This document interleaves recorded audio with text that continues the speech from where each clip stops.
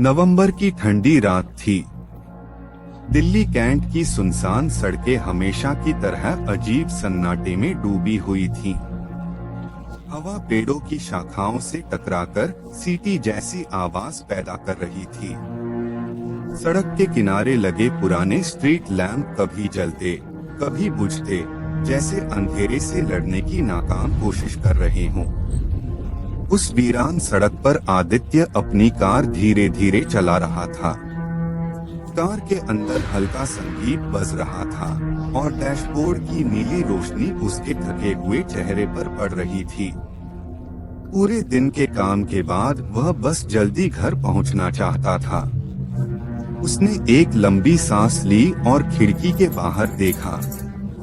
सड़क लगभग खाली थी। तभी उसकी नजर आगे पड़े एक टिमटिमाते लैंप पोस्ट पर गई।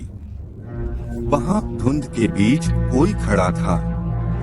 एक महिला, सफेद साड़ी पहने, लंबे खुले बाल, नंगे पैर। उसका चेहरा साफ दिखाई नहीं दे रहा था, लेकिन वह धीरे धीरे हाथ उठाकर लिफ्ट मांग रही थी। आदित्य के हाथ अपने आप स्टीयरिंग पर कस गए। उसके मन में अचानक बेचैनी सी उठी। इतनी रात में इतनी सुनसान सड़क पर कोई अकेली औरत। उसने खुद को समझाया, शायद किसी मुसीबत में होगी। लेकिन जैसे जैसे कार उसके करीब पहुंची, हवा और ठंडी होती गई। कार के शीशों पर हल्की धुंध जमने लगी। संगीत अचानक धीमा पड़ गया। आदित्य कुछ पल सोचता रहा, फिर उसने धीरे से ब्रेक दबा दिए। कार रुकते ही महिला बिना कुछ बोले पीछे वाली सीट का दरवाजा खोलकर अंदर बैठ गई। उसकी हरकतें सामान्य थीं, लेकिन उनमें एक अजीब सा ठहराव था, जैसे वह चल नहीं रही बल्कि फिसल रही हो। कहाँ जाना है? आदित्य ने हल्की घबराहट के साथ पूछा। महिला ने कोई जवाब नहीं दिया। वह बस खिड़की के बाहर अंधेरे में देखती रही। कार के अंदर अचानक असामान्य ठंड फैल गई। आदित्य ने एसी बंद किया, लेकिन ठंड कम नहीं हुई। उसकी सांसें तक दिखाई देने लगी। उसने रियर व्यू मिरर में देखने की कोशिश की, लेकिन पिछली सीट पर सिर्फ अंधेरा दिखाई दिया। आदित्य का दिल तेजी से धड़कने लगा। उसने तुरंत पीछे मुड़कर देखा। महिला वहीं बैठी थी, बिल्कुल शांत, जैसे कुछ हुआ ही न हो। ये कैसे? वह बुदबुदाया। उसने घबराकर अपना फोन उठाया। कोई नेटवर्क नहीं, जीपीएस बंद। स्क्रीन बार बार ब्लिंक कर रही थी।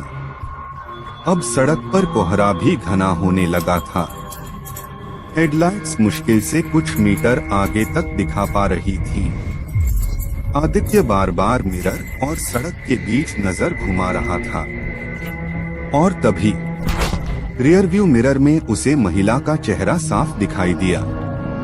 उसका आधा चेहरा बुरी तरह जला हुआ था।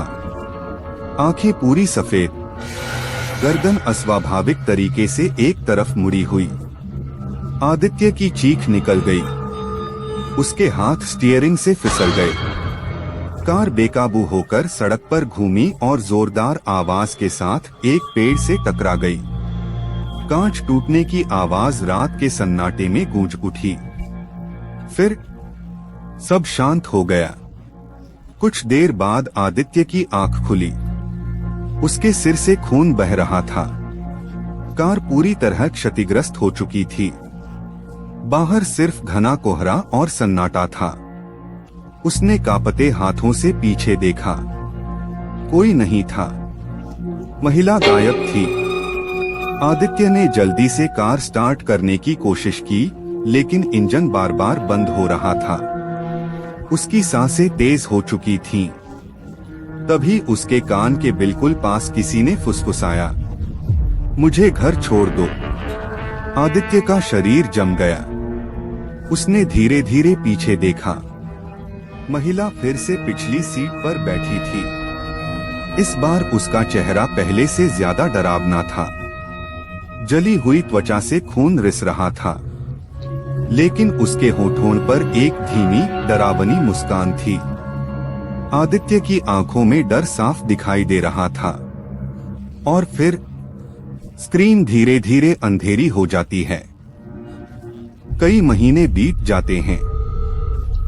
फरवरी 2020। दिल्ली कैंट रोड पर आदित्य के गायब होने की खबर अब भी लोगों के बीच डर की तरह फैली हुई थी। पुलिस को दुर्घटना स्थल से सिर्फ उसका टूटा हुआ फोन मिला था। उस फोन में एक वीडियो सेव था। राघव और उसकी दोस्त मीरा उसी वीडियो को एक छोटे से कमरे में बैठे देख रहे थे। कमरे में सिर्फ लैपटॉप की हल्की रोशनी थी। वीडियो शुरू होता है। आदित्य घबराया हुआ गाड़ी चला रहा है। कैमरा कांप रहा है। उसकी सांसें तेज सुनाई दे रही हैं। फिर कैमरे में पीछे खड़ी वही महिला दिखाई देती है। सफेद साड़ी, जला हुआ चेहरा, खाली सफेद आंखें और होठों पर फैलती हुई मुस्कान। आदित्य की कांपती आवाज रिकॉर्ड होती है। ये इंसान नहीं है। वीडियो अचानक काला पड़ जाता है, लेकिन आवाज आती रहती है, तुम अगले हो। कमरे में सन्नाटा छा जाता है। मीरा डर कर लैपटॉप बंद कर देती है। हमें ये सब छोड़ देना चाहिए, वह धीमी आवाज में कहती है। लेकिन राघव की आंखों में जिद थी। अगर आदित्य के साथ सच में कुछ हुआ है तो हमें पता लगाना होगा। उसी रात दोनों दिल्ली कैंट के लिए निकल पड़ते हैं। रास्ते में उन्हें एक बूढ़ा चाय वाला मिलता है। उसकी आंखों में अजीब डर था। वह धीरे धीरे उन्हें उस लड़की की कहानी सुनाता है। एक लड़की जिसकी शादी वाले दिन सड़क हादसे में मौत हो गई थी। कहते हैं उसकी आत्मा आज भी उसी सड़क पर भटकती है। वह लोगों से लिफ्ट मांगती है और जो उसे अपनी गाड़ी में बैठा लेता है वह कभी वापस नहीं आता। चाय वाले की बात सुनकर मीरा के हाथ कांपने लगते हैं, लेकिन राघव फिर भी आगे बढ़ने का फैसला करता है। रात और गहरी होती जाती है। ठंडी हवा कार के अंदर तक महसूस होने लगती है। खिड़कियों पर धुंध जमने लगती है। घड़ी में रात के 2:13 बज रहे थे। अचानक हेडलाइट्स के सामने एक आकृति दिखाई देती है। वही महिला। इस बार वह सड़क के बिल्कुल बीच में खड़ी थी। उसकी सफेद साड़ी हवा में धीरे धीरे हिल रही थी। चेहरा खून से सना हुआ, गर्दन टेढ़ी, आंखें बिना पलक झपकाए सीधे कार की तरफ देख रही थीं। राघव, गाड़ी घुमा। मीरा लगभग चिल्ला पड़ी, लेकिन राघव जैसे डर के कारण जम गया था। महिला धीरे धीरे उनकी कार की तरफ बढ़ने लगी। उसके नंगे पैरों की आवाज सुनसान सड़क पर साफ गूंज रही थी। मीरा अचानक शांत हो गई, बहुत ज्यादा शांत। राघव ने उसकी तरफ देखा। मीरा धीरे धीरे उसकी ओर मुड़ी। उसके चेहरे पर एक अजीब मुस्कान थी। फिर उसने फुसफुसाकर कहा, मुझे घर छोड़ दो। लेकिन वह आवाज मीरा की नहीं थी। कार के अंदर अचानक भयानक सन्नाटा फैल गया। अगली सुबह दिल्ली कैंट रोड पर पुलिस को एक लावारिस कार मिली। दरवाजे खुले हुए थे। अंदर कोई नहीं था। सिर्फ एक फोन पड़ा था। फोन में आखिरी वीडियो रिकॉर्ड था। वीडियो में राघव मदद के लिए चिल्ला रहा था। कैमरा तेजी से हिल रहा था। फिर अचानक स्क्रीन पर महिला का चेहरा दिखाई देता है। उसकी सफेद आंखें कैमरे के बेहद करीब आ जाती हैं। और फिर रिकॉर्डिंग बंद हो जाती है।